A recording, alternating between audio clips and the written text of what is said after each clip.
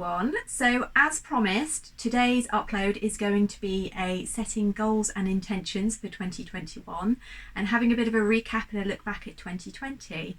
So it's going to be more of a chatty video, which isn't something that I've done before, but I watched the amazing and talented Meg from Fizz and Flourish. She actually did one a couple of weeks ago and I thought it was so amazing that I definitely wanted to do one for myself. So I'll drop her link below and definitely hop over and check her out. So like most of the world, 2020 for GBT Designs was a bit of a stressful one. I don't think there is a single business that hasn't been impacted by the dreaded C word, the outbreak that YouTube doesn't like us to mention. So I found myself in a bit of a pickle. A lot of my items are geared towards the wedding industry. I sell a lot of bridal gifts, and I also sell some bridal robes, personalised, and little bits and pieces for weddings. So when obviously lockdown hit last year and weddings were completely off the table initially, I was panicking quite a bit. So for those of you that don't know, GBT Designs has been my baby since 2013, but I actually have another business for my trained profession. I'm actually a dental nurse and I have my own dental nurse staffing agency. So that was kind of what paid the majority of the bills pre-March 2020, but unfortunately, as some of you already know, Mr. GBG is quite poorly and he is on the critically vulnerable and shielding list. So that meant that I couldn't take the risk of going out to nurse anymore. It was a bit of a scary time. I had to completely close the agency, and looking forward there was a bit of a panic as to whether or not we'd be able to pay the bills. So instead of letting the fear and anxiety overwhelm me, I decided to try and take a proactive approach and sit down and have a little think about my products and what I could do moving forward to kind of adapt to this new playing field. And that was when I decided to release the postbox gifts. So some of you may have seen that I also make compact mirrors and key rings and badges and things like that. So I had a little think and I decided to jump on the pocket hug bandwagon, but kind of make it my own and put a unique spin on it. So instead of making the little pocket hug tokens that lots of people were making, I decided to make them a compact mirror. So they were completely personalised and it just meant that it could be sent straight to the recipient and I could add a little gift and a card as well, and they seemed to do really well. I also decided that I wanted to focus on more on greetings cards. As I had my Procreate and my iPad Pro, it was something I wanted to put a bit more emphasis on, and I started creating some designs for that. And when lockdown kind of eased for the first time in September, I took advantage of how I was feeling a little bit robbed of my daughter's final days of preschool. I knew that there were, tens of thousands of mums feeling exactly the same as me. So I channeled that into making my milestone first day of school boards.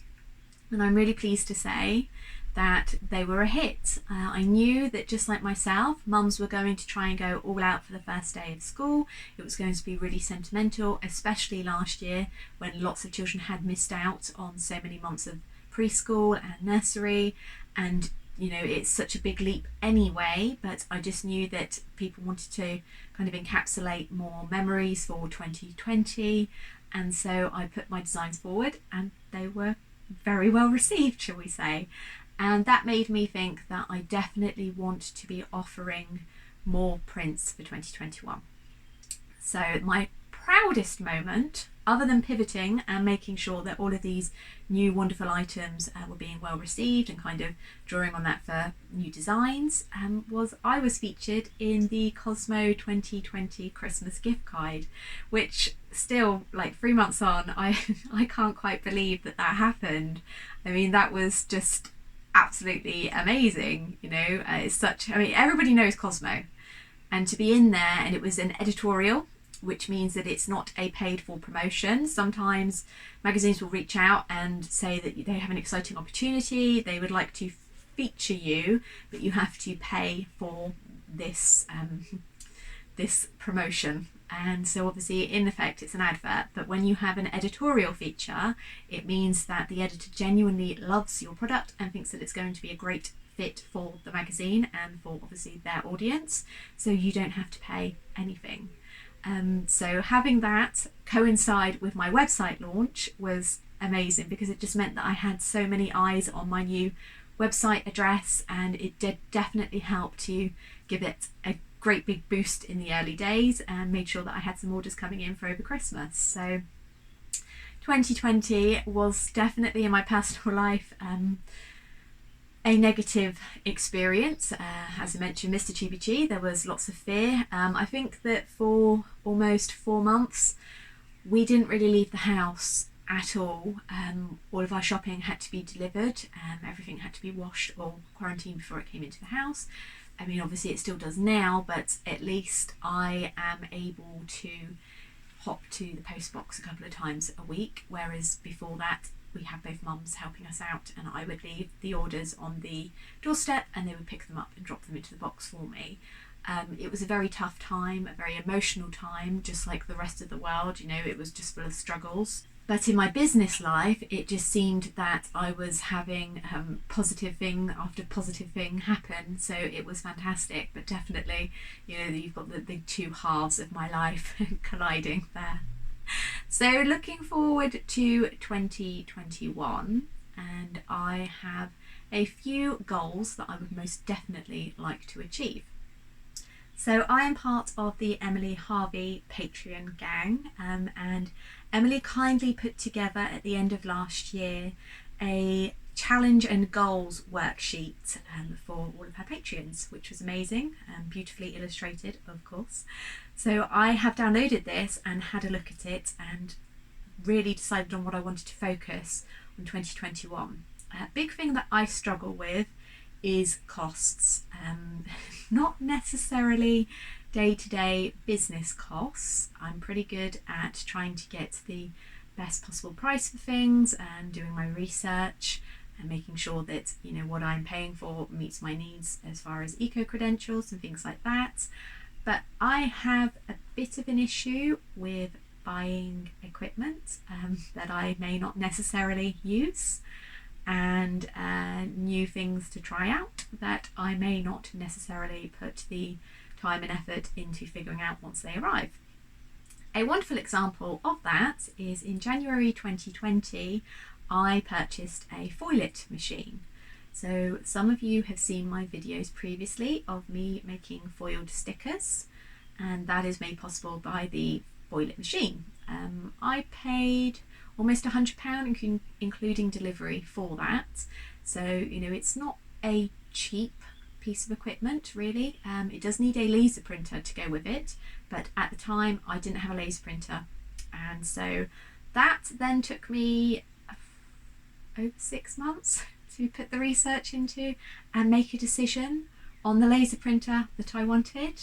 So all in, for the laser printer and the foilet machine, I paid over £200.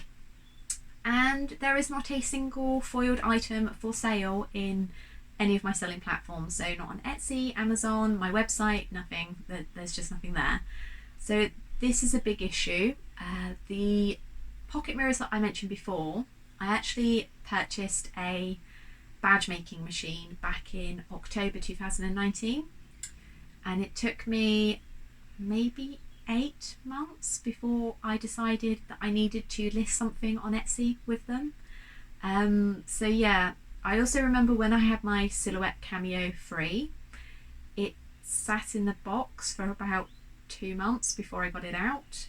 The reason being, I wasn't new to a silhouette machine. I already had a 2 that had been, you know, it was on its final legs, but it was still kind of working, and I have my silver bullet cutting machine. So when the Silhouette arrived, I just left it in the box, and it was in the corner of the workroom because I couldn't face setting it all up and packing the old one away. So I think there's a definite issue with me. It's the old adage of buying hobby supplies and actually using hobby supplies are very, very different things.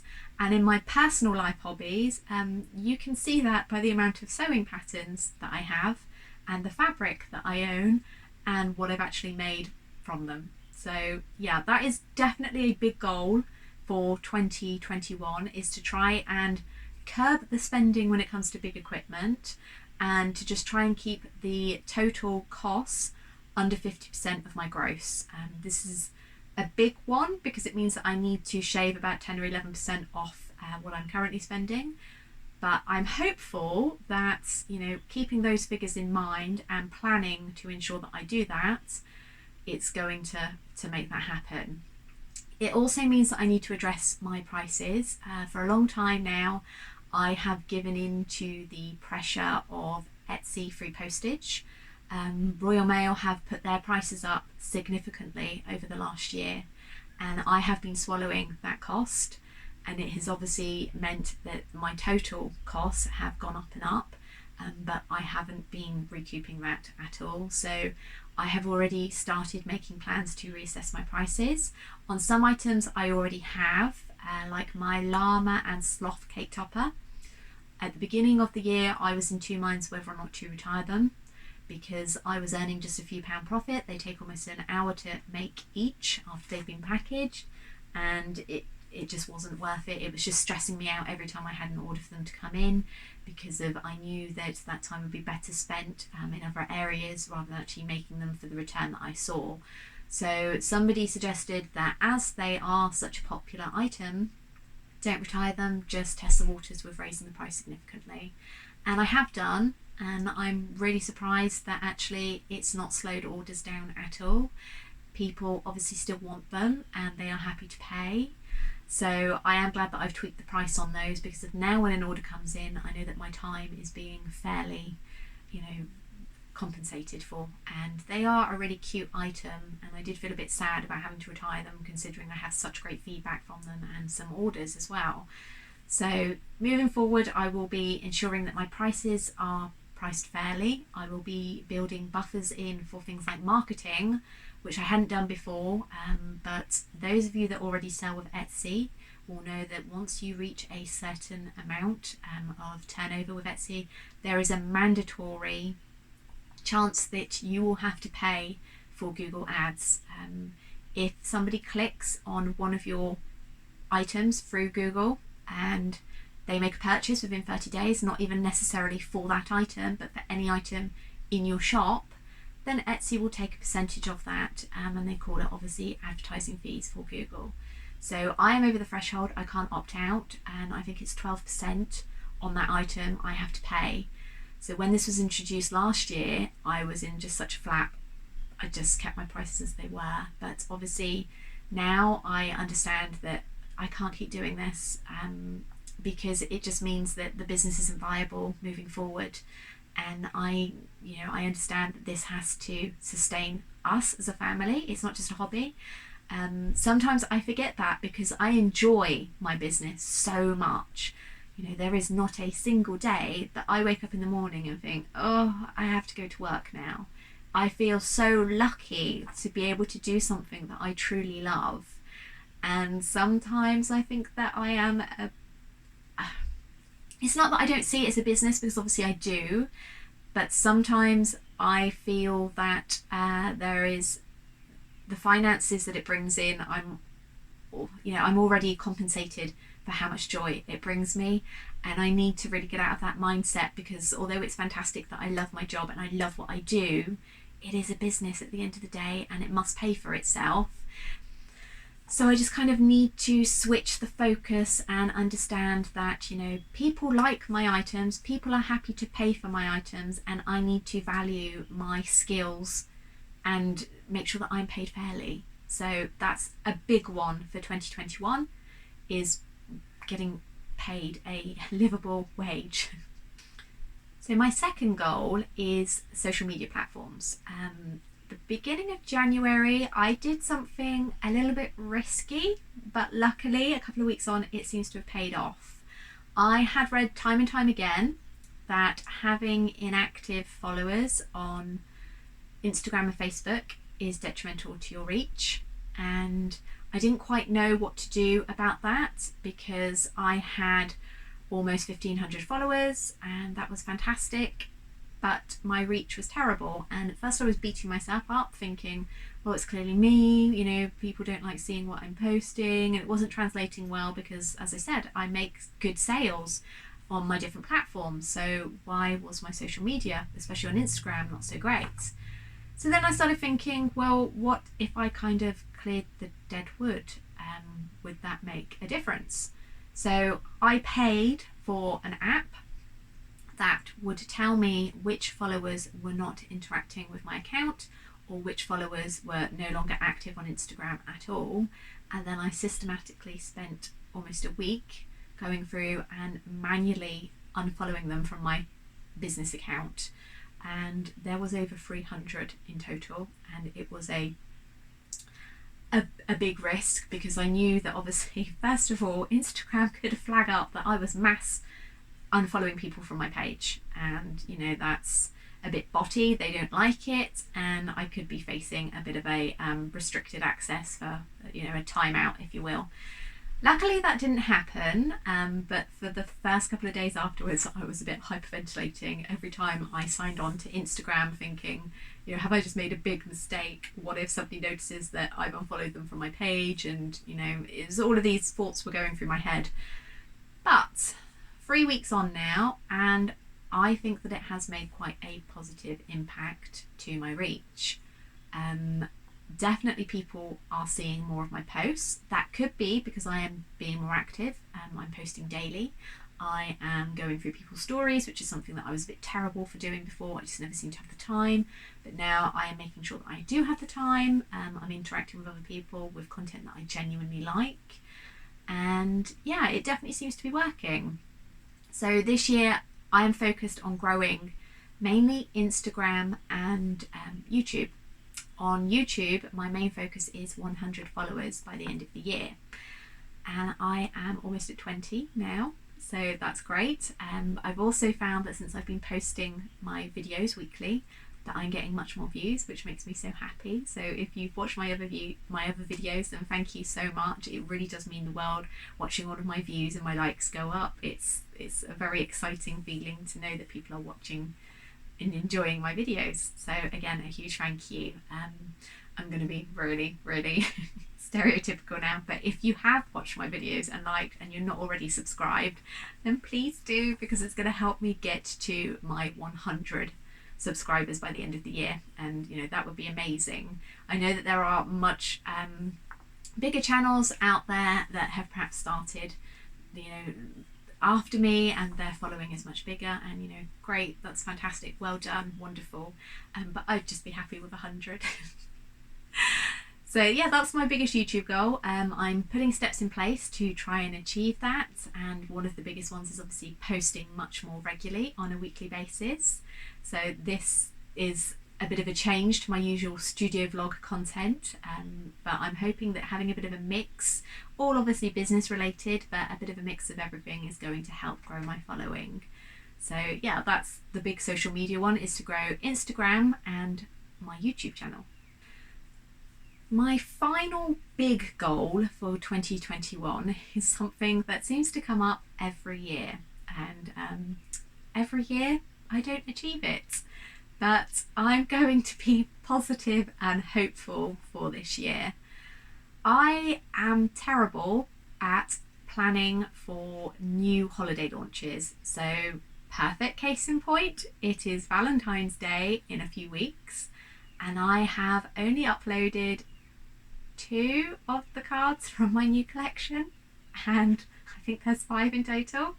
So I know that I have missed the deadline for, you know, making sure my Etsy SEO is up together and it's in the system and everything's logged on, because if people are ordering already, the great news is a card design that I personally illustrated last year and uploaded is doing really well. I'm making a good few sales of my cheeky big boobs card, which again brings me so much joy because it is something that I have personally illustrated, and it's something that is resonating with people. They are liking it enough to buy it. It's getting, you know, multiple favorites every day, and it just makes me so happy, because it was one of my big goals from last year, was to start to make things with my own artwork, and it's just wonderful to know that that's happening and that people like it. So yeah, I've already fallen short with the Valentine's rollout, but I'm kind of letting that one slide, and my reasoning is that in theory, to have things up and ready to go for a Valentine's launch, they need to be kind of on Etsy, photographed, designed, edited, listed, SEO on point about 6 to 7 weeks before the actual event, which would have meant that I needed to have them the final week of December. As you all know, I was completely burnt out at the end of December. We had such a fantastic Christmas for orders and things, and I was over the moon, and it actually allowed me to take some proper time off to try and rest and recuperate, ready to come back. But it did mean that because I took the time off, I didn't do the Valentine's items. So thinking ahead for this year, although it seems super early, I'm going to have everything ready to go for October, because of October's always a bit hit and miss. It's going to be quieter than September with my first day of school boards, because I'm anticipating that they're going to be big again this year. I will be adding to the designs to make sure that they are big again this year. And November is obviously when the Christmas rush starts. So October will be the perfect time for me to jump on that and get some new designs ready to go for, oh, this sounds mad, Valentine's 2022. So yes, I am also going to put in to my next video, you will see, which is my big plan with me video, that I will be scheduling in when I need to design items, when I need to make the actual items, when I need to photograph them, and when I need to get them listed so that they have the best possible chance of being settled and SEO ready for when the holiday arrives, so that I'm prepared basically. So a big challenge and goal for this year is to just be more business minded in general. I am part of the wonderful indie roller community. I've made so many fantastic and very talented business friends on there. It's an amazing support group for, you know, solo entrepreneurs or creatives, and it's just fantastic being able to chat to them, and also it's the support you receive. So sometimes in business people can be a bit close-lipped about suppliers and methods and things like that, which I completely understand. You're not going to want to give away all of your business secrets, and something that especially has cost you a lot of money and time to research and perfect. So, you know, I totally get it, but it's nice being able to be part of a like-minded community where you're not afraid to ask questions, because everybody is just so lovely and supportive in the group. And it's also nice being able to answer questions that other businesses have. So there's kind of like a collective knowledge that goes on. I will drop the Indie Roller community group down below, because of, you know, I can't stop raving about them. I joined in, I think it was June last year. I did a digital boot camp, and Leona, who is the kind of the face of the Indie Roller, she completely changed my perception of my business, and she helped me to start making inroads into my social media journey. And yeah, I personally feel that I have got so much to be thankful for from Indie Roller. I do think that a lot of my success and my confidence in my products came from being part of that community. Not only is it a fantastic support network, it's also an invaluable business tool, because Leona is helping us all to kind of be more business minded, but in a fun and colourful, non-boring corporate way. So she explains things really well. When I've looked at things like business missions and business planning and stuff before, it can be quite dry, and you know, I'm a creative, I switch off if I'm bored, and I know that's terrible, but I do. So it just meant that the information wasn't sinking in at all. It didn't matter how many times I read or watched a video or whatever, I just couldn't get the content to stick. but the way the indie roller community puts the information forward means that it is not dry, it's not boring. She has guest speakers, you know, she has so many resources as well to help us just basically move on in our business journey and to expand if we want to, and to get bigger if we want to, or to, you know, if we're happy with the size we are but just want to work on certain things within the business, then she's got the skill set to enable us to do that, which is fantastic. And it's not something that I've ever done before. Leona's course was the first course I've actually paid for, because although I am more than happy to shell out hundreds on equipment that I may not use for, you know, months on end, I've always been a bit hesitant to pay for courses. There are so many people that claim to be Etsy gurus or creative business gurus, and the thing that I like about Leona is that, you know, she does not claim to be anything like that. She, you know, is a wonderful person that just manages to get the tough and practical gritty business sense into an easy to digest and easy to follow kind of workbook, or a plan, if you will. So I will drop the link below, as I'm sure I've said, but I'm hoping that by keeping on top of the weekly tasks that we've all been set, I'm going to be able to grow the business beyond what it achieved in 2020, which I am very, very excited about, because as I said, 2020 business-wise for me was huge, and the thought of being able to expand on that in 2021 just fills me with so much excitement. So that brings my goal setting for 2021 kind of to a close. There's just one last thing that I wanted to add.